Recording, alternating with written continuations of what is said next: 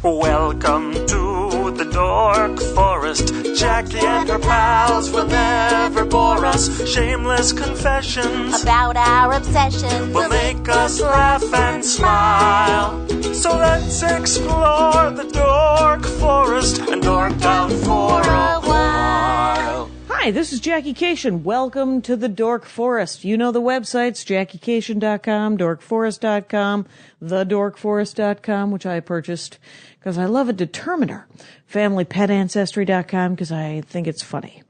They all go to either DorkForest.com or JackieCation.com. The credits, let's do them. Mike Rickberg composed and sang the intro song. Sang it with his girlfriend, Sarah Cohen. He will sing the Mexican hat dance at the end of the program again with lyrics that he made up. That's right. Patrick Brady going to fix this audio, thank God. And Vilmos fixes my website. So if you ever need website design, talk to Vilmos. His link is in the notes. Merchandise. If you were to want stuff, you'd go to JackieCation.com. You'd go to the store. You could get CDs. I have 3 CDs, all... Well, 2 of them critically acclaimed. The first one, just okay. But if you're a completist, you can get all 3 for a deal. And there's domestic prices and international prices. My last CD, This Will Make an Excellent Horcrux, also available as my first ever DVD. It is only available as a DVD right now because I'm in the process of trying to sell it to somebody, to have it streamed somewhere for free. And if that doesn't work, I'm going to sell it on some website and then you will know about it. Both This Will Make an Excellent Horcrux and It's Never Gonna Be Bread, my last 2 albums, top 10 comedy albums of the year. Bread was top 10 on Amazon for the year it came out, which was 2010, and Horcrux top 5 on Vulture.com last year. There's also t-shirts. You can get Ranger of the Dork Forest t-shirt. You can get the regular The Dork Forest t-shirts. And you can get the new Spooky Reading Girl t-shirt, which is a reference to one of my newer jokes on the newest album. So they're all union made here in the United States of America, so they run big. Take that into account. Shipping is included, and I can ship them domestically or internationally as well. On JackieCation.com and TheDorkForest.com, there is a donation button. If you enjoy the program, I would love you to donate. You can give me $10 a month for 10 months, or you can give me $100 a year all at once, or you can give me whatever you'd like because it's a donation button. But I would appreciate that if you have it. It'd be great. It is used only for good. If you don't have any money, that's fine. You've done what you can. There's an Amazon banner on JackieCation.com on the right-hand side above a video of me doing stand-up comedy, I believe. And you click on that banner, you go to Amazon, you order like normal, and Amazon sends me some money for what you order. It doesn't cost you extra. I just get a little kickback, so I appreciate that. On JackieCation.com, there's also a tour page. Lots of different places to watch me do stand-up comedy. There's a new thing going on. Besides Spooky Reading Girl t-shirt, which is a new t-shirt that you can buy, I am going to do the live episodes as premium episodes. So they will cost on Bandcamp, thedorkforest.bandcamp.com. And they'll be $2. And that's just to defray the cost of the live ones. There's only going to be a handful a year, and it's $2. You got $2. You're good. And always know in your heart that there will be at least 52 episodes of free ones every year on iTunes and all that stuff.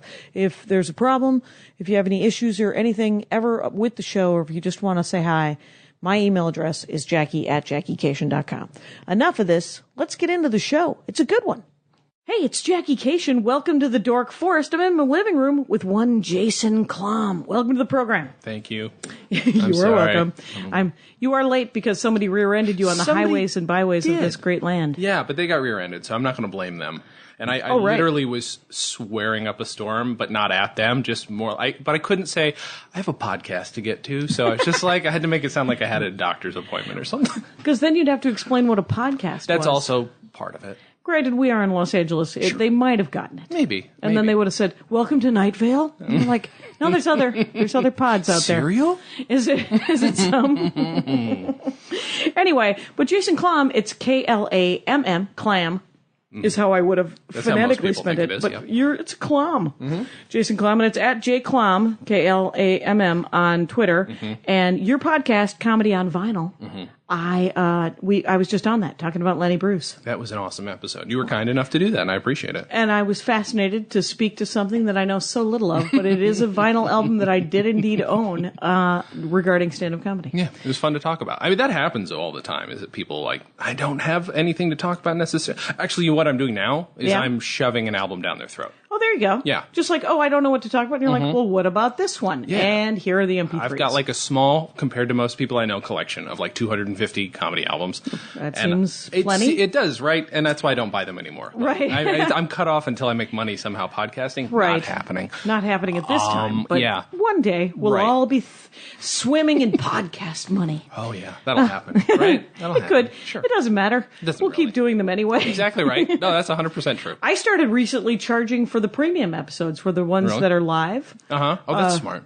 Yeah, just because they cost me to go there. Oh, of course, yeah. And then I have to pay the other audio guy. Well, people are paying to get in, right? And people are paying to get in, which I have yet to see any of that money. Which is why I try to make it like $5 or $10, you know? Yeah. And I try to make, if I do it myself, then I get the money. Sure. That makes sense. And then I try to make it like $5 or $10 at the most, because it's only going to be an hour. Right. And then I try to do a stand-up show after that. Oh, okay. And then charge $15 for the whole night. That's and awesome. that seems as much as a fancy movie. Yeah.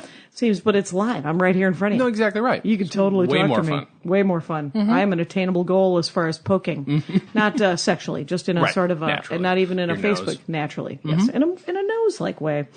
Jason Klamm, I said to you, "What are your dorkdoms?" Yeah. And you said words I love to hear. Something nobody's ever said to me before, which is the vice presidency. Yeah, that's a big one. That's a big one, and it has been since 2006, I guess, maybe? 2006. Yeah. So for the last 9 years, you have been interested in the vice presidency. But I haven't done. But you were not a child in 2006. No, I was not. I was 26. You were 26. Yeah. So only for the last 9 years. Yeah. But the thing is, the fun part is within the first 5 years of being obsessed with it, I, along with my buddy Matt Sachs in Minneapolis, who's like, we became co-obsessed with it because we were writing a documentary and still are. Okay. We became obsessed with it to the point where we sort of realized we are two of the foremost vice presidential experts in the country because nobody else does it. Because nobody else cares. Nobody else cares. We would email happened? like historians and this and that. And they're like, that's not really my field. That's not my thing. That's not what historians do. That's not what political scientists do. There's no field that really covers this particular office as a thing. Right. Why not? Because nobody cares, and nobody. Why do you care? Because what brought you guys into it? I'll tell you this: we were going to do the short film, like a short film series, a web series, back when that was still going to be a thing. When that was a YouTube. thing, people did it. Oh yeah, I hate. Can I tell you real quick? Webisode shouldn't be struck. Oh, you know what? My buddy, my buddy Joe Wilson hates that word. Okay. But people also now hating the word podcast Well, they can. I don't know because what of to the tell iPod. you about that. I don't have an iPod though. So Right. I have an iPod Touch back from the early 2000s, and the fact that it still works is a treat. That's impressive. Yeah, but Webisode is. I think it's out of favor. Yeah, but I think podcast will one day because somebody said I don't have a podcast, I have a radio show, and I was like, does it play on the radio? And they're like, it will.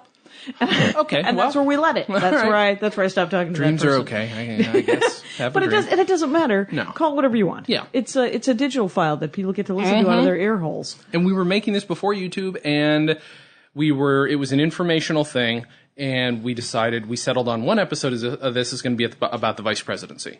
Okay. So my buddy does a little research. He's like, here's some interesting characters. Here's an interesting book. And eventually it became we realized we weren't going to do the web series anymore. And we decided it needed to be its own documentary because... Of one book. Well, of the vice presidency in general. No, what book? Oh, of what book? What book? What book was the book that this book, both of you read clearly? You need to read it. It is called Bland Ambition. Bland Ambition by Stephen Talley. How do you spell Talley? Tally. He's a wonderful man. He interviewed for the movie back when it was not in HD, and we'll probably interview again when we shoot it in HD. Right. Super nice guy. He is, and what would you guess he might do for a living if he's a professor? And he talked to us about the vice presidency on camera. Poli-sci professor? I think it's agriculture related. He's in the ag school. University of Minnesota? He's Purdue. He's in Purdue, but he does something related to agriculture. So this is a side thing for him, but it's one of the things he's best known for. And has published a book called Bland Ambition. Yeah. And the two of you and your buddy Max, read it. Matt. Sorry, no. What is Matt's last name? Sachs, which is why you thought his name was Max. That's it, Matt Sachs. Matt? S-A-X? S-A-X-E. S-A-X-E? Mm-hmm. Oh, nice. He's a nice gentleman. Like a Saxon. Exactly right. Well done. Now, here we are. Already, I'm fascinated. What is Bland Ambition about? Bland Ambition is, it picks out probably the more humorous stories about all the vice presidents, which means anybody who became president too. Our documentary is going to be about guys who never became president. Okay. But anytime they were in the vice president, exactly right. This was more You interesting. should call it one-hit wonders. You may use that if you want. I would, except we've been sticking with this title for so long, right? That it's now. I bought the website and everything. What am I going to do, Jackie? Yeah, you can't do one-hit wonder, which probably is already owned by someone else. Taken. Will you tell us what the name of that website is? VicePresidents.com. The full title is Vice Presidents Being Number 2 in the White House. It is the stupidest, childish title. Precedent. Very nice. So, yeah, it's a little highbrow and a lot of lowbrow by saying number 2. That's what we do. That's what you like to do. You like to mix it up, make it funny, and that's what Bland Ambition was, because he did humorous tales of various vice presidents. And it's all his original research, and that's the one thing I would say that we have different is because we were trying to make a movie, is like all we had to pull from was his book and the 3 or 4 other books that have actually chronicled the whole vice presidency. And when were these, now, when he wrote his book here in the 21st century? In the 90s. He wrote it in the 90s. Yeah, mid to late. So the other, let's say 3 books, when were they written? Let's see. One was, I want to say 70s or 80s, written by now retired senator whose name I cannot remember. No worries. And he wrote it more as an official duty type of thing. Oh, what was it called? Any idea? No. Nope. There you go. That's fine. One called Mad Men and Geniuses, written by, oh my God. I can Google Barsman is his last name. Okay. Also a great book. Okay. And then there are a couple others I can't remember because it's, the facts are what, and the funny facts are the ones that stick out. The funny facts. Wherein lies? I mean, I know that Jerry Ford, great athlete, turns out tripped one time, and for the rest of his life was known as the vice president who tripped. Exactly right. Or the president who tripped. Sure. What other fun? Give me one. All right. Hook me up. Okay. There's a gentleman. Let me 1 second, real quick here. Here we go. So I wrote down because I knew I'd be nervous. My 3 favorite or most interesting VPs. There's one named John Breckinridge. John Breckinridge was a VP. Again, I'm so obsessed with the VPs, I often forget who they were under. Oh, okay. So I know most of them, but Breckinridge for some reason is escaping me. Either way, he was from Kentucky. Okay. Kentucky, not a Confederate state. He joined the Confederacy anyway. Okay. After he was vice president for the actual United States. Wait, he was vice president before the Civil War? Before the Civil War. And then during the Civil War, he joins up with the decides to be a Confederate. Mm-hmm. Because he's from Kentucky, border state. Yeah, border. That'll happen. Yeah, so of That'll course. happen. But he was technically a traitor, and he became.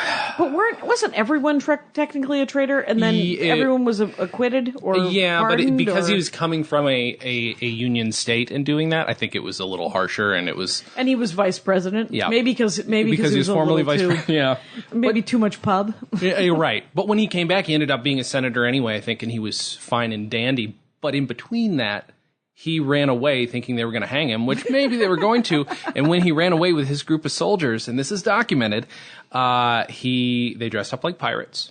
They jacked a boat, and then their boat got taken over by real pirates. Whoa. They ended up in Cuba, again, celebrated, and then he was overseas for several years. But the fact they got taken over by real pirates is one of the funnier. That is one of the funnier ideas. Mm-hmm. Okay, so they dress like pirates. They got themselves some parrots and I think cutlasses. So. They must have. And so what they did, their unions, let's go Confederate, we're talking 1865. Yep. They're skinny. They're in shreds. Sure. They've lost. Yep. Things are troubled. Yeah. And they're like, oh, we're going to be hanged. Yep. So he was a colonel or in charge. He was, I believe, the Secretary of War. He was very high ranking. Oh, so he did not have he had a squad that was assigned to protect him, probably. That's probably who it was. He wasn't like Jeb Stuart or something with his own troops. Right, no. He had a bunch of dudes who were like, well, you're the Secretary of War, we're supposed to protect you. Uh-huh. And how many guys were in his unit? That I don't know. That's a very good question. Right. I don't know all the details about that. Because I picture him and like 9 guys. Yeah, me too. Kind of like that. And they take over a boat, and then they sail off into the sunset to be taken over. In that area, a lot of pirates. Yeah. Things are happening. Oh, yeah. And then they get captured by pirates, and they are made to walk the plank. And how did they get out of that? I don't know. Or they just dropped them off? They eventually I think they got away because, or not got away, but they got dropped off in Cuba because they were probably of no, the more you know, you no guys. consequence. We want to know more about John Breckinridge. We do. Go to your local library, you guys. It's well, and good luck. But try and find. This is the problem. Is like I know. If you ask Matt, if you had Matt here, Matt is an encyclopedia. Okay. I'm the comedy writer of the group, so he tells me the facts. I absorb what I think are the funniest facts, and I turn it into comedy. So every once in a while, there are details missing. You know? Fair enough. He's got access to minutia. Like Matthew Perry. Does that count? He looks a lot like Matthew Perry. He looks a lot like Matthew Perry. Breckinridge looks a lot like Matthew Perry. Well, that's hilarious. It's amazing. All right. There's a comparison online that somebody drew, which I'm shocked that anybody knew who Breckinridge was. But it was, although that's the other thing too, is like a lot of VPs are like hometown heroes in the places they're from because every hometown needs somebody. You got to have somebody. Yep. South Milwaukee, Wisconsin, the guy who invented putting plastic wrap on top of dry cleaning. That's all we got. That is not a toy, by the way. That is not a toy. It is not a toy. No, that is because that will kill your baby. But because he was the one who said, you know what we're going to do? We're going to keep all the chemicals inside your clothing, and we're going to hang that. That's what I was told as a child. Granted, grain of salt. Heard it from Elliot Cation, my father. So all stories that stem from that source need to be double checked. Okay, so next up, who's your second guy? All right, the second one would be William Rufus Devane King. Devane King. Rufus Devane King. William Rufus Devane King, yep. What do you know about him? He was our 13th VP, and he was under Pierce. Okay. Franklin Pierce. Franklin Pierce, that's correct. But, well, no, that's a cheap joke. He was very much believed to have been the lover of Buchanan, who was supposedly our only gay president, the only more obviously gay president. And actually, he's the one, we did shoot like a thing for the documentary to get it pitched, like a sizzle reel, whatever. Oh, right. And the way we did that is we decided, well, what's the one thing an idiot would concentrate on if they were going to make this? So it would be that he was gay. There's plenty of real information about him, which we put into it, but the whole thing is, if you're not paying attention, you just think it's a big gay joke and you think we're idiots. Right. And you're like, but thank God, someone's still making that gay joke. Yeah, right. Good Lord. So we wanted to do that. Like, that's one of the things that we did with it, is just, make fun of it. Well, so William Rufus Devane King was vice president under Franklin Pierce. Yep. My Latin teacher in high school, also named Miss Pierce. Her great-grandfather changed the spelling of his name because he hated Franklin Pierce. Interesting. Yeah. I don't even know what Franklin Pierce's politics were. I don't either, to be honest. So neither did King. Neither did King, because King was a bit of an idiot? No, most VPs were chosen, maybe not at random, but he was VP for maybe a month, and none of that on American soil. Why? So what happened? He was recovering from TB trying to recover from TB in Cuba. Cuba, trying to dry up in Cuba. And, he was sworn in Cuba, the only vice president ever sworn in off the U.S. shores. Yeah. And shipped back, and he lives about a week before he croaks when he gets back. He dies. So he was VP for about a week on American soil. If only his president had been Harrison. And then Harrison could have died, and then the VP would have died, and then all of a sudden, finally, that gig that everybody's irritated about, Secretary of State, finally. It would have happened. I think isn't that the order? I forget. Speaker, I think, is next. And then Speaker of the House? Maybe? Okay. I could be wrong. Yeah, because I think Alexander Haig jumped the line. Yes, he did. And with Reagan. So William Rufus Devane King, second favorite. Who else you got? Charles Curtis. Charles Curtis was VP under Hoover. And because of that, obviously, kind of a damned, they're a damned administration. But he was also an a-hole, just a royal a-hole. He basically sicked the Marines on a bunch of military men who were striking to get their pensions. Okay. They were on the White House lawn. He was the one who called it. Yep, he sicked the Marines on them. They ended up settling. I remember that, though. Yeah. No, there was a giant riot. It was all the veterans from World War I, and they didn't get their pensions, they didn't get their back pay, they didn't get any of that. Yep. And it wasn't Hoover, it was Charles Curtis? It was technically Charles Curtis who called. He's the one who ordered that happen.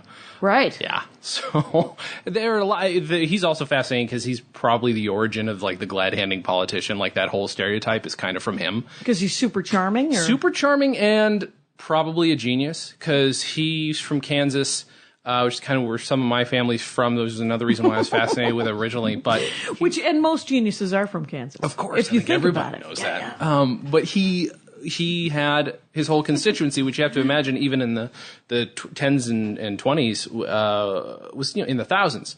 He had everybody's name memorized, and he knew something about each of them. That was no exaggeration. He would meet somebody and meet him again 5 years later. So he just had a really good, one of those great politician memories. Exactly right. Yeah. And that's why people loved him. That's why they voted him up and up and up and up. That, and he also liked to run on the fact that he was 1/8 Native American, which was never proven. He lived on a reservation for a while, but there's no proof that he's necessarily 1/8 Native American. But he liked to consider himself a person of color, even though if you saw him, no. What did he look like? Super white, big bushy mustache. Like, he could have been an 8th. I don't know, but like. Right, we all could be an 8th. Yeah, of course. It's, where's that show? Mm-hmm. It's, find out who's sleeping with who 100 years ago. And, exactly. So in the book Bland Ambition. These are the 3 guys that I concentrated on. Okay. I mean, obviously, there are more recent ones like Dan Quayle, who was, I think, the last one he covered, and of course ripped him a new one because he's from Indiana, this guy, and also, don't represent. So Tally's from Indiana, and so is Dan Quayle. Yep. And so he ripped him a new one there. I think so. I mean, everybody he's an easy target, but I mean, it was about the right time. I think. I don't know if that's why, but I have to assume that Dan Quayle's existing had some reason for that book coming out. Okay. He was like, who are these people? And how do we Exactly right. How do I expose these maroons? And did he have any vice presidents he liked at all? Were there any great heroes in the book? There are some. I don't know if he picked any, but like I know that personally, again, when I've talked with my buddy Matt, like we are kind of in agreement that, there's Henry Wallace. Henry Wallace was under FDR. Fascinating guy. But he was a big socialist, borderline actual communist, and that's one of the reasons why he didn't necessarily get along with FDR. And he invented new like strains of corn and stuff but an interesting guy, and he was just trying to feed the poor, and he legitimately wanted to do that, and that's why he was awkward and uninteresting. And then accidentally created Monsanto. Yeah, right. And yeah, sure. Probably. Yeah, that's the kind of thing he was doing, but just like on a low level. No, I heard about him the third time he ran. The third time, I think I got that from the FDR documentary. Oh yeah, the Ken Burns thing. Is that when he ran for office the third time, he got Truman because that Wallace was an embarrassment. Yeah. And FDR couldn't get rid of Eleanor, who was clearly a socialist, because they were married. Slightly, yeah. And that's interesting. So that seems like a good guy. Yeah.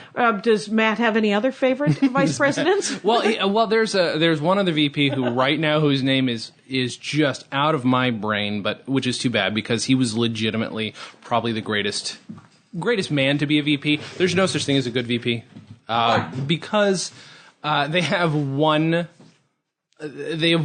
constitutionally derived duty, and that is to break ties in the Senate.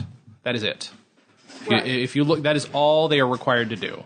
Them backing up the president is obviously written into it, but that is not a duty. That is in case of. That's insurance. Their one duty is to break ties. Right, but then they also have to travel around and represent. They can. They didn't used to. They didn't used to do any of that, though. Okay.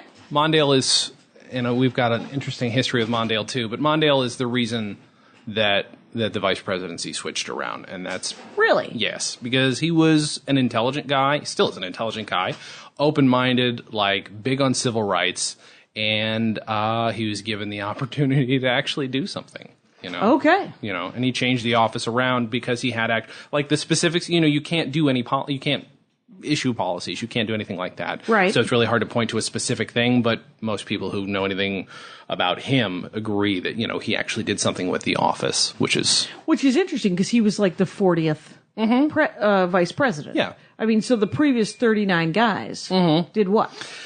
They just golfed. kind of sat on their thumbs and waited to break ties? Yeah, some of them did stuff. I mean, it would happen every once in a while, but most of them were at the end of their careers. Okay. They had already done all their good shit.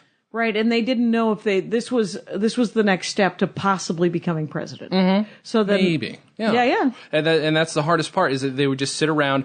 John Nance Garner, who was one of Roosevelt's other VPs, once said the vice presidency is not worth a warm bucket of piss, and that is about the right attitude that they all had that attitude up until Mondale. Yeah, and he of course vice president to Carter, right? Yeah. Do I have that correct? Yes, you do. Yes, you do. And my poli-sci degree, which was, by the way, not domestic. My poli-sci degree. Really? Very sad.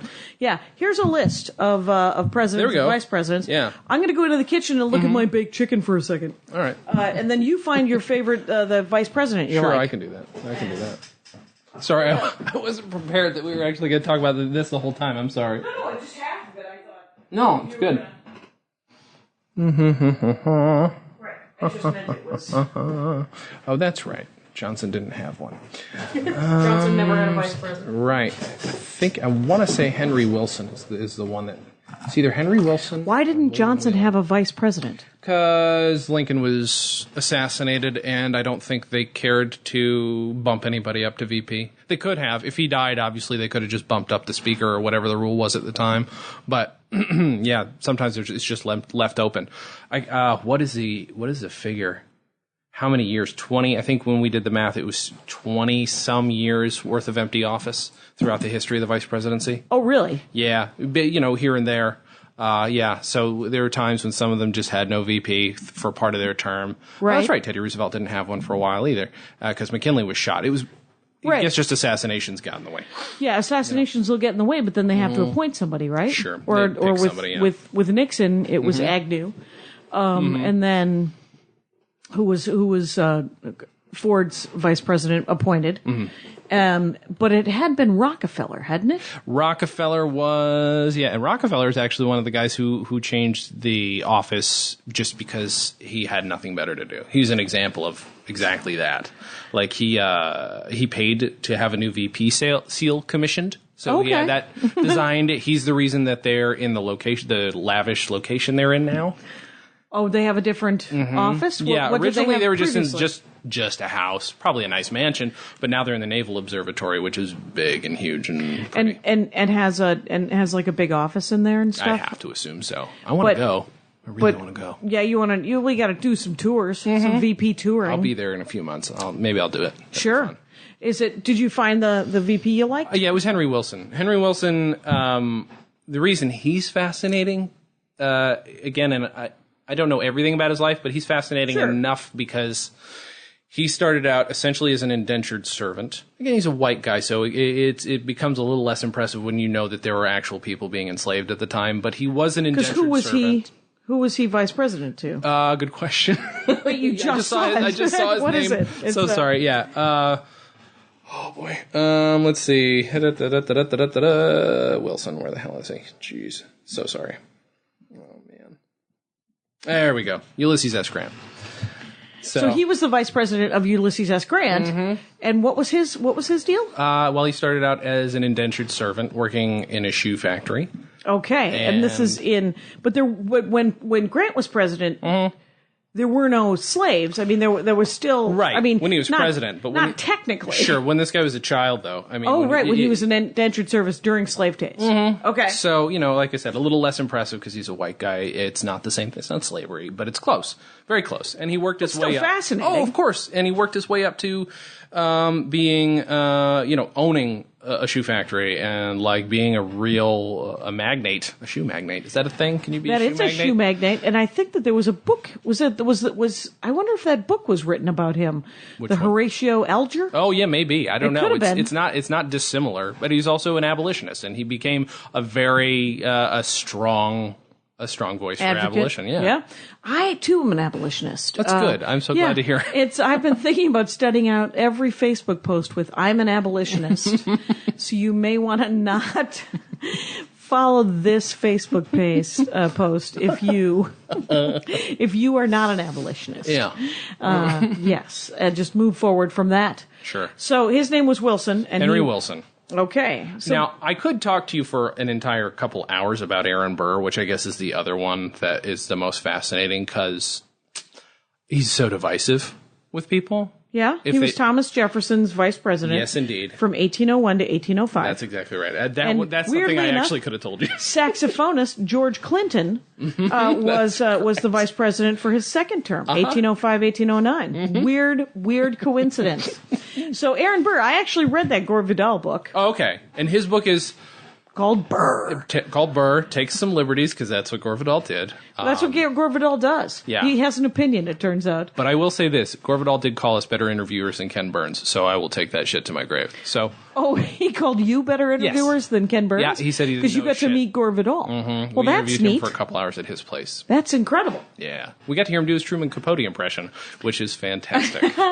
We don't have that on camera, though. We do not have that, and I regret Well, that. you're going to have this to day. redo it in HD. Yeah, that's exactly right. Even It's, though we're going to have to...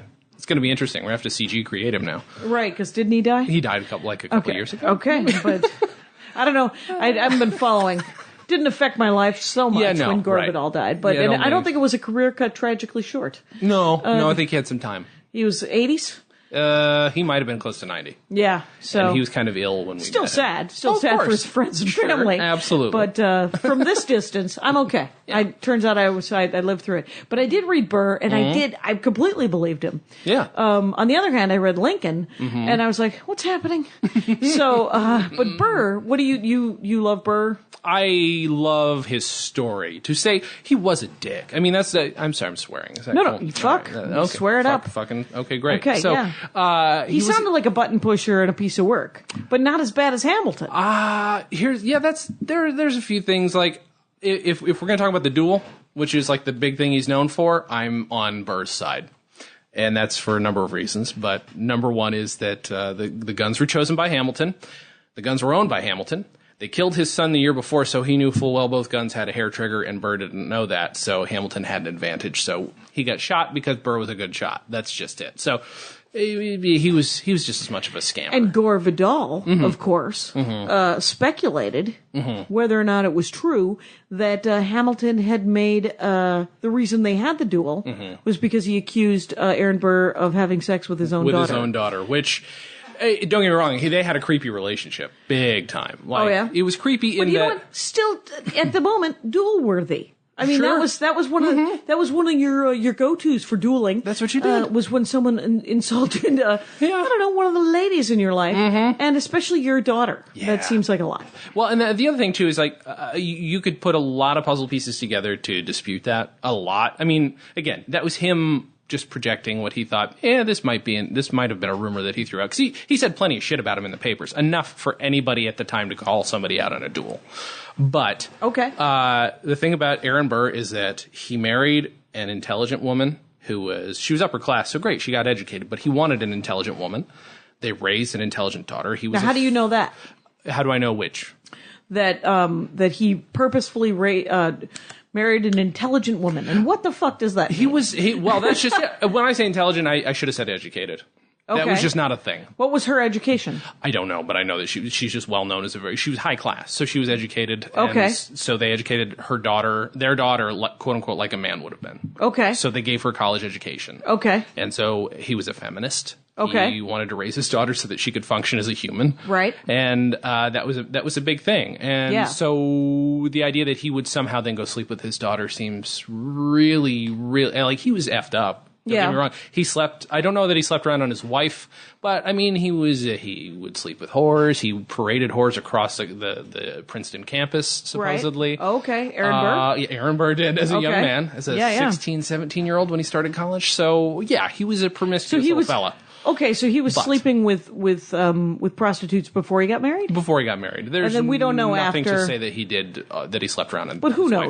knows? Nobody knows. Nobody knows, but there are no reports of it. There are plenty of reports of what happened after, which is where those rumors could have come from, which is he would write letters to his daughter where he would rate the prowess of these prostitutes. And that's a weird relationship to have with your daughter. That is weird. That's where that from back in the day, so he was still thinking about these ladies from 20 years ago? No. After, his wife died tragically, and unfortunately a few years later. Prostitutes before and after. Yeah, but exactly right. When they were married, he may not have. He but she was kicked. very likely a loyal guy. He was loyal to his wife, to his family. He's kind of like a nice mafia character in a good show. He's loyal to the family. He's a family guy. Exactly. Sure, I get that. But I he'll get fuck that. everybody else for any other although Jefferson fucked him for the presidency, too, which is another... Right, that was a political fucking, right? There exactly right. I mean, Aaron Burr was a vote away from being the president. Most people don't realize that. Right. Yeah. Vice president then was always second place. Right.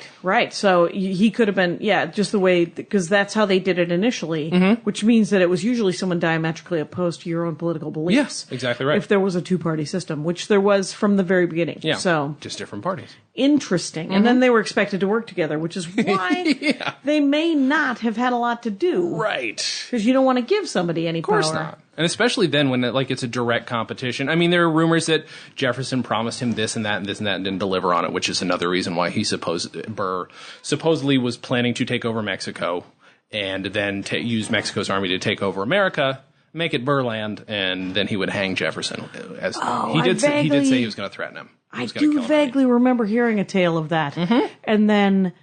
And then, of course, one of my least favorite presidents was Polk. I'm not a big fan of Polk because of the Mexican War, but I suppose it could have been anyone. Sure. So what are you gonna do? Well, but that's a good reason to not like a guy. And George M. Dallas, do you know anything about him? He was Polk's vice president. I'm just gonna rattle off names. You of can, and various, then I'm gonna just be like, nope. I don't know.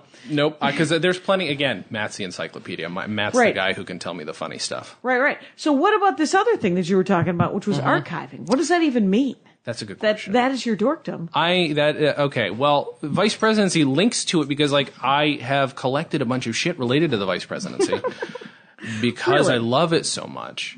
And because it's fascinating and interesting to me, even if I do forget a lot. Like, here's an idea of my obsessions have run just rampant. Like when I was 12, I memorized this book about this thick, about an inch thick of Disney characters. Okay. It told you every film each character had been in, what year they first appeared in a movie. Like deep canon? Oh yeah, real deep. We're talking going back Steamboat Willie on up to the 90s, and I had it memorized. So crazy, I don't know, not Bambi, but who was the Sleeping Beauty? Was that the one that was scary? They're all a little scary. Yeah. Alice in Wonderland's the one that scares me. I don't know. Oh, that is scary. It's fucking creepy. That is creepy. But are there peripheral characters that you knew at this time? Yeah, no, I could, and this is just it, is that 90% of that's out of my brain right now. Well, of course. And that's just but it. That's, I lost it all. But I could have told you. You like to collect information is what you're telling me. I could have told you any peripheral character, though. Because I remember being, I would say shit to my mom who just, very kind woman. I'd be like, I had to have said out loud a few times, they were in that. She's like, oh, great, Jay, that's wonderful. Thanks so much. Very supportive. Nobody needs that information. Right. And I didn't. I thought I was going to be an animator, but didn't happen. Well, the weirdest thing is that when people do know some of the peripheral characters, and then I like to hear about them. It doesn't matter that I don't know. Twice in the last 2 days, someone has, for some reason, it's come up twice, and now it is in my head, the name of Boba Fett's ship in Star Wars. Which is Slave One. Slave One. Yeah. That is it. And I could have cared less 2 days ago. Sure. And in 2 days from now, may never care again. Right. But I think it was explained to me that sometimes people know these things because they collect the action figures. Sure. Yeah. Or there's other ways of collecting them. Yeah. So, and when I was talking Legos yesterday with Tommy Ryman, there was some talk of the other C-3POs. And I call them C-3POs. Sure. They are not C-3POs. They are robots that look like C-3PO but are different colors. Right. Yeah. So it's like that kind of stuff. Yeah. Which I think is interesting. It is. What do you like to archive? Oh, God. All right. What are you currently archiving? Right now? Yeah, what do you like? The thing that I'm archiving the most right now is my own sketches going back to when I was 13 years old. I have 55 videotapes that I'm slowly digitizing that are of no interest. You gotta digitize them. Exactly right. VHS? 3/4 inch? VHS. All right, so you're digitizing them into your computer. Sketches that you've written and acted in? When you say written, improvised, quote Okay, unquote. but these as are a 13-year-old boy. These are talking, right? But not drawn sketches. Because you said animator earlier. Good point. Just wanted to separate. Sketch comedy. Bad improv sketch comedy. Taped over mostly medical instruction videos because my dad worked at a hospital.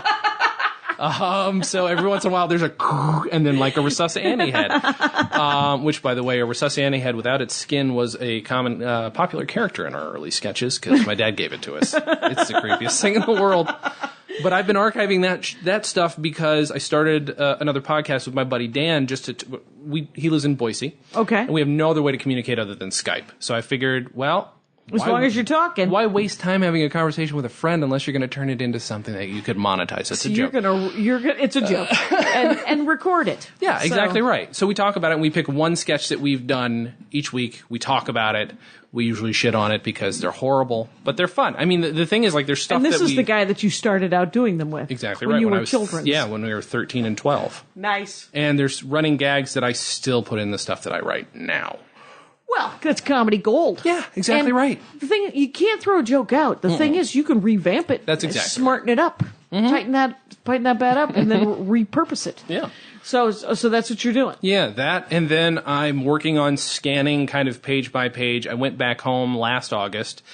Dan and I have been waiting for about 10 years to get this bag of his that had all of our sketches going from when we first met each other. So it's very important to us. And so I got all the sketches, including, and I didn't realize our early stories that we wrote together are in there as well, going back to like 92. It doesn't sound that long ago, but it really is in the brain, especially when you're 12. Especially if it's your childhood. Yeah. Yeah. Like it's in the moment you met. 1992. You know what I mean? Yeah. Like on paper, it's as close to the moment as you met as you're ever going to get. Because we don't have any photos together or anything from that time because his family didn't like me. So this is what we had. Wow. And so I got the bag back. And I digitized the whole thing, and I've slowly but surely been digitizing my childhood. To what end? I have no idea, other than I need to digitize it. I need it archived. Right. That's the obsessive part of this. Is like I need to. That's the same reason I like the vice presidency. Though is nobody knows about it, so I want to make sure it's archived somewhere, even if it's in my stupid comedy documentary that I want to make. Mm-hmm. And I love archiving stuff that people don't give a shit about.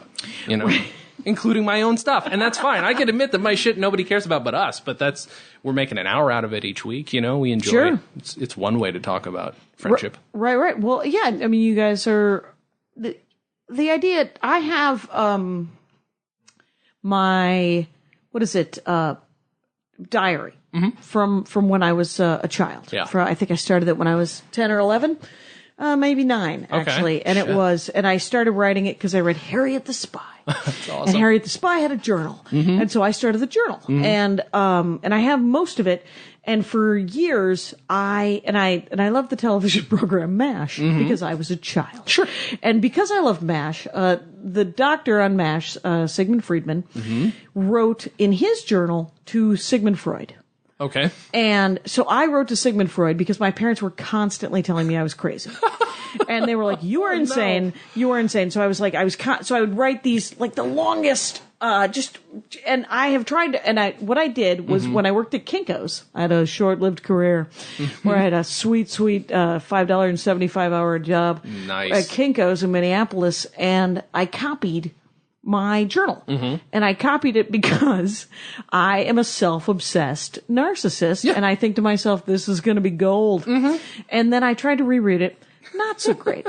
Because I did reread it, and I pulled some stuff out of it that was good, because there is a show called Mortified. Yes. Have you heard of Mortified? I've heard of it, and I've never gone. I've always You should wanted totally to see it. submit your thing to Mortified. Okay. And I think it's called Get Mortified, or it's just called Mortified. And what it is it's people, there's stuff from when they were kids. Yeah. That because we live in a digital age, and I've gone to only one live episode, and it was fantastic. And what it was is a guy got up. He had to be 35 years old. And he sang a song that he had written when he was 16. He played the guitar and sang that song.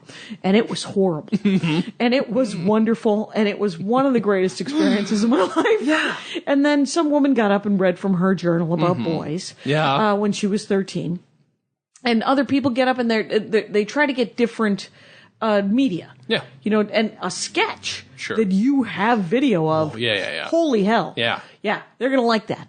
is what I'm telling you. The problem with it is, and I like that, and I think maybe I will, because actually I feel like I heard about that first, so it had to have slightly inspired me to do the podcast. Okay. There's almost no way that it didn't. But I mean, there's 50 of these VHS tapes. I just don't have the, it is starting to hurt my brain. Like, it's too much. How many have you done? How many have you digitized? 20 of them, maybe? Okay, so you only have another 30 to go. Only 30 more. And the thing is one of the early ones might be enough. Yeah. Oh, yeah. But not for me. No. I need, you know what I mean, though? To submit to Mortify. Of course, no, I would. would. For you, I would you're a submit completist. sketch. Yeah, that's a problem. But to be a completist for yourself, again, like you say, it's a self-obsession problem. Right, but you are not alone. You are not alone, No, my friend. I know, Mark but- Maron once told, maybe me, maybe on stage, can't idea. I felt like he was talking to me, you guys. Anyway, so Maron said that he has kept every notebook from when he was when he first started doing stand-up, and he was like, that he has an idea that one day people are going to go through it, and they're going to they're going to like, oh man, look at this, and no one is, and it's very sad. Yeah. But alternately, Maria Bamford throws out her notebooks when she's done, which hurts my soul. I can see that. I can see it hurting your soul because she's obviously a goddamn genius. Right. But I can see why she would do it, being the person she is. Because she doesn't want, she's like, I'm done. Yeah. I'm done with that. I need a new notebook and gone. And I'm like, well, wouldn't you want to cull through? What I used to do is I used to cull through my old notebook, and the first 3 pages of my new notebook would be from that Okay. old, just summation of what that notebook was. That's awesome. And then, Okay. of course, stacked in my closet are all of my notebooks. Holy shit. But it's dumb. But what Maria hilariously, and I've told this story before, is that when she told me that, because I was like, you could give it to me and I could sell it on eBay when you're gone, years and years from now. And she's like, watch this. And she pulled out her notebook and threw it away in front of me. That's amazing. I was like, fair enough. And she did not, which I think is admirable of her in our friendship, have to tell me that I should not scrabble through the garbage and get it. and I have to say this is a good thing about me. I did not think about scrabbling through the garbage and getting it. Though clearly afterwards I was like, I could have scrabbled through the garbage and got that. Scrabble. That's okay. I like it. Sounds good. Shit, that's strength of will, though, to do that with your own stuff. Again, even without the self-obsession thing. Like, I'm always worried I'm going to forget. Yeah. I've got this little notebook. You know what? I have in this, I bookmarked this for a reason. This is like, a couple years ago, I was feeling depressed, as I'm wont to do. We're comedian types, right? Okay. So I'm like, maybe I should write a list of human shit condition. I feel like I've accomplished, or things I've gratitude. done that I'm proud of. And these are not necessarily completed, but like you can see that this doesn't make any sense if you were just because it's like, oh, I need to fill this space in by writing. But there's a lot of stuff in here.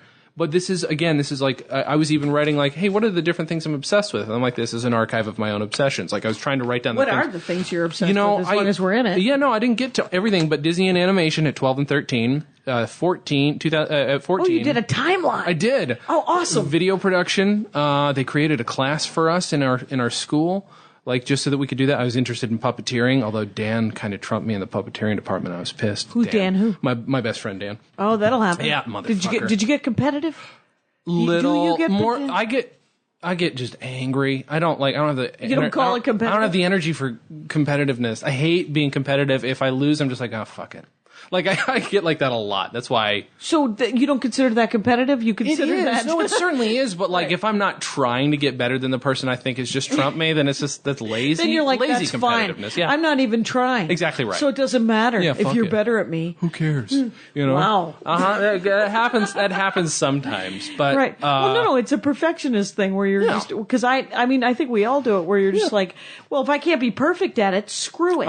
And if I certainly can't be better than the people around me, screw it. It's the shittiest attitude, but it's so common. Well, it's super, yeah, and it's something you can fight. It's something you can embrace. Go for it, America. Rangers, knock yourself out. Do it. Let's see. 15, I didn't have anything at the time. I'm sure there was something. I know there's a bunch of blank ones. Like this one's like depression. That's all that was. 16, Pez I put. The Pez dispensers? Yeah. The candy Pez? Both, but my mom just sent me pictures of what I've got back home, and it's about 200 dispensers. Really? Now, need to were you go going away. themed? No, Were they, whatever I could buy. I had a job for the first time, so I was spending money on shit I shouldn't spend it on. Oh, right. You're Legos like- were the next step after that. Excellent. The first Star Wars Legos, I bought them all. That cost me like $200. I was 17. Right. What the hell was I doing? So, I was just talking to Tommy Ryman about Legos. Yeah. And he's got First of all, again, I am alerted. This is the third time I will be discussing Lego on the program. Plural of Lego? Lego. Yeah. Little did I know. And, but the deal, we talked about there's architecture Lego. Sure. There's city Lego or something. And then there's, superhero, and then there's themed Lego. Yeah. Like, you can go Marvel, you can go DC, you can go Star Wars, you can go Indiana Jones. Yeah. What do you like? Whatever's got the nicest pieces. I was buying. You're going specific pieces. He told me there were guys like you. Yeah, like it's just something that, like, if I'm looking at this set that you've got sitting here, because it's from the Lego Movie, it's a cob job, which represents what it is to be a Lego fanatic, I think. But like, here, let me show you something. I brought something with me, okay? And I know it doesn't help anybody at home, but this doesn't look like anything, okay? But that is two of my obsessions in one, because I made a Pez dispenser out of Legos. That is what that is. If you roll that the other way, it should, hopefully it doesn't stick. It'll probably stick from just my luck. But it is, here, let me see if I can. Oh my God. This is a Pez dispenser. It is a Pez dispenser made out of Legos. So you bought the gear? These pieces. Gear pieces. Yeah, well, I mean, these are like, now it's stuck. What did I do to it? But these pieces are from sets as varied as Star Wars ones to like more little kid sets that you can get. Oh, you're a master builder. No, I don't know what I'm doing. But like, here we go. So there you go. See, so then the Pez comes out. Like that. I see it. See what I'm nice. saying? So with two wheels. I'll take it. This is. I'll have a Pez. Do it. What am I, made of stone? This is the second Pez dispenser I've made out of Legos. This is a little more streamlined than the other one, but that's what I like to do. If I find the right pieces to make a thing, I'll make a thing. Like, I hate that there are Lego cars where it's just single seat like that one. I don't like it. So I've made like realistic, like, they're extra wide cars so that my Lego men will fit. It's so stupid. That's nice. It's so dumb. It's really relaxing. It is the single most relaxing thing I can do. Making it not dumb. You know what I mean? Like, writing, great. Well, writing is wonderful. But it might be a second, because there's no effort put into Legos. There's a brain there's a brain function back there that's doing the work for me. So you just like building, and you like taking bricks and getting to it and getting busy. It's fun. And so do you make? I like that you're making a Pez dispenser. But is it? Because the only thing I draw, like when I get nervous or I'm just kind of sitting around and there's space to draw, I will draw Snoopy. Okay. Yeah, but it's the only thing I can draw. That's weird. Continue, but then I've got a story about it. That's weird. Why is it? Why? The first thing I ever learned to draw was Snoopy, and it is not the proper Snoopy like you're drawing. In second grade, I lived in Germany. This kid was drawing his rock and roll version of Snoopy. Okay. Who had his head kicked back. You know when Snoopy's dancing, he's got his head kicked back? Yeah. He's elongated. But it's that, and he was holding a guitar, and he would draw it a few times. Like, he drew the same drawing, and everybody's like, wow, you can really draw. Which, yeah, he could for second grade, especially. And so Seriously, I got a copy of it, or I tried to copy it. I drew that same Snoopy like 30 times. I got scrap paper just to draw that Snoopy when I went home. Right. It's just weird that that's the one thing you draw, and that brings me back to the first time. That's how I learned to draw, was ripping this kid off. Well, I think I don't think it's any sort of those are really good. That it's anything but I think everybody wants to draw Snoopy but there were guys I remember in high school, guys that would have their number 2 pencil and would cover the desk. Did you guys draw on the desks in high school? Like on the actual desk itself? Yeah, I'm sure I did. I had to have. Not as much as the other kids, but... But some kids did, and I never did. But they would be like, you would try to get that desk, because you're like, look what Carrie and Larry did. They were twins. And I was like, look at the fuck! Look at the... And then, and I would try to copy them myself, but I wasn't very good at it. Sure. But...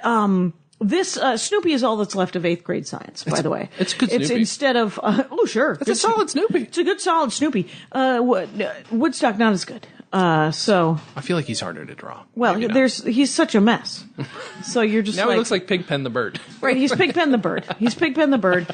And but I love that you you have the gear pieces that make you want to make something. Yeah. And then it's soothing. I mean, I think So a very good dorkdom is something that calms the inside of your head and it stops the voices. It takes a lot. Whether there's actual voices or not. And what I tend to do is I do a little rereading. I do some rereading and then I do some rereading.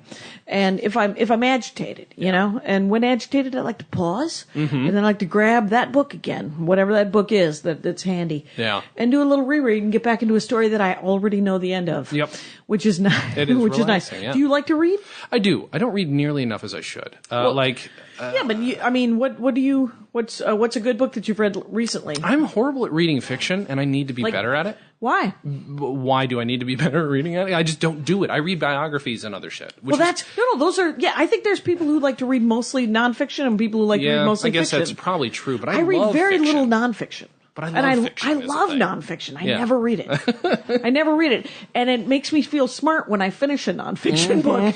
But I don't. I like to read fiction because I don't need to feel smart. I need to feel happy. I think the only fiction that I'm on is that I've read recently is reading The Hobbit to my wife. That's something she grew up with, though, her whole life, and I haven't gotten through the book the whole way, but she'll read it to me. Sometimes I'll read it to her. So you guys are sharing that. Well, that's pretty. Yeah. That's nice. I like fun. that. And I've never finished The Hobbit as a book. So that'll be fine. The last third of it gets real grown up. This is what I understand. Grown up. Yeah. But what's a good nonfiction that you've been? What the hell is the name of John Cleese's book? I'm reading his autobiography right now. John Cleese's autobiography? Is it pretty good? It's really good. Yeah? It's fascinating because he's talked about how he's at that point in life where he doesn't give a fuck about anything. Right. And it's I don't know when he so did. When did he? I don't know. I'm uncertain when John Cleese was super uptight. Well, this book will tell you, because at the beginning of it, he was a little mama's boy. Wound? He was Okay. a mama's boy. He was very tightly wound. Just so, it's a good book. And I wish I could remember the fucking name of it, but it's a really good book. People have the internet, it That's turns true. out. They'll Use look the it internet, up. Kids. They'll be fine. There's also a book called Drunk, Stoned, Brilliant, Dead, and it's like a coffee table book, and it's all about the National Lampoon, which I need to get through. It's Is it heavy, picture-y? thick with art. It's a lot of art. Oh, and so it's I need art. to get through it, yeah. National Lampoon, the magazine? From the magazine, yeah. There's a Which lot had- of great covers and stuff in it. Okay. Reprints of articles that they've fixed up and made look pretty. Oh, that's nice. It's really good. Do you have a nice coffee table to put it on? No. I think we're done with our coffee table, so we just put it sort of on the side. Yeah. But it's big. It's one of the big kind of It's a coffee very table-y big, yeah. book. All my comedy books are kind of in my office where we do the podcast. So. I read Furious Cool about a year ago. What's that which about? is the one of the Richard Pryor biographies. Oh. And I don't know anything about Richard Pryor. All I know, a couple of years ago, my buddy Jim Wooster had the album, an album of one of his live performances from the early 70s, and we sat and we listened to it with a couple other people. And all I could say when I was done listening to it, I was like, this stuff has been hacked so bad. Oh, yeah. That I can't, it's very hard for me to laugh at. Right. Because I've heard all these jokes. Yeah. And I've heard them from other people. But other people have also had the same experiences, you know, in their upbringing. So maybe they've had a bit of a twist to it. But some of it's just flat out, just theft. And that's too bad, too. It is. But, yeah, do you have, by the way, Jason Klamm, let us, Klamm, tell people again that you are at jklamm on Twitter, but you're at Comedy on Vinyl on Instagram and all that stuff. And that's the name of your your main podcast. My main podcast. And if you go to stolendress.com, it'll have your podcast, it'll have your production stuff.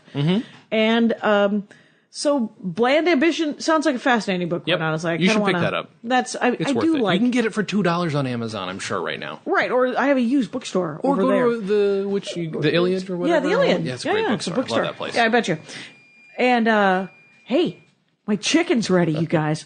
And it has been an hour, so this has been awesome, Jason Klamm. Thank you so much for doing the show. Yeah, thank you. And thanks for listening, Rangers. Take care out there.